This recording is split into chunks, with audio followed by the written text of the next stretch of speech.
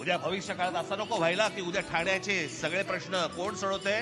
गुजरात सरकार. कारण महाराष्ट्रापासून वेगळे झाले. ज्या वेळेला या महाराष्ट्रावरती संकट येईल, ज्या वेळेला या मुंबई ठाणा आमच्या शहरांवरती संकट येईल, राज ठाकरे दोस्ती बिस्ती बघणार नाही कुठे.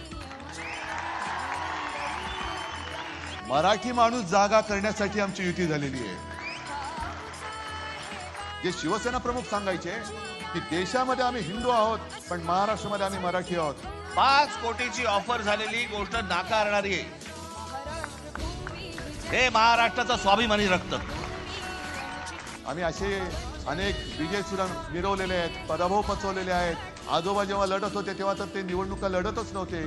शिवसेना प्रमुखांनी कधी निवडणूक नाही लढवली. आमची तळमळ आहे ही तुमच्यासाठी आहे. ही कोणती महाराष्ट्रातील निवडणूक आहे? अहो, इतकी वर्ष ह्या निवडणुका आम्ही बघतोय, अशी निवडणूक नाही पाहिली. एका लहान मुलीच्या बलात्काराच्या प्रकरणामध्ये सह आरोपी असलेल्या माणसाला स्वीकृत नगरसेवक पद देण्याची यांची हिंमत कशी होते याचं कारण तुम्हाला गृहीत धरलेलं आहे. कोण तुम्ही आलात की 5-5 हजार रुपये तोंडावर फेकू आणि तुम्हाला विकत घेऊ? ही आली कुठून हिंमत? पूर्वीच्या भाजपामध्ये राष्ट्र प्रथम होतं. आत्ताचा भाजप हा चोर प्रथम, भ्रष्टाचारी प्रथम.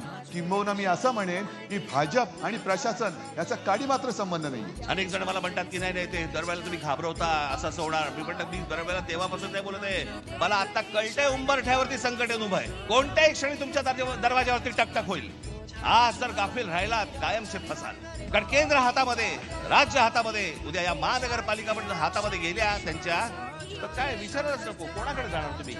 आमचा विरोध दुसऱ्या भाषिकाने किंवा भाषेला नाहीये, पण आमच्यावरती जो दादागिरी करतोय, आमच्या घरात घुसून त्याला त्याच भाषेत उत्तर नाही दिलं तर कशाला छत्रपतींचं नाव घ्यायचं? प्रत्येक भाषेचा प्रांत आहे आणि त्या प्रांतामध्ये त्या भाषेचा मान हा राखला गेलाच पाहिजे. मुंबई आणि ठाण्याचा सुद्धा महापौर मराठी होईल.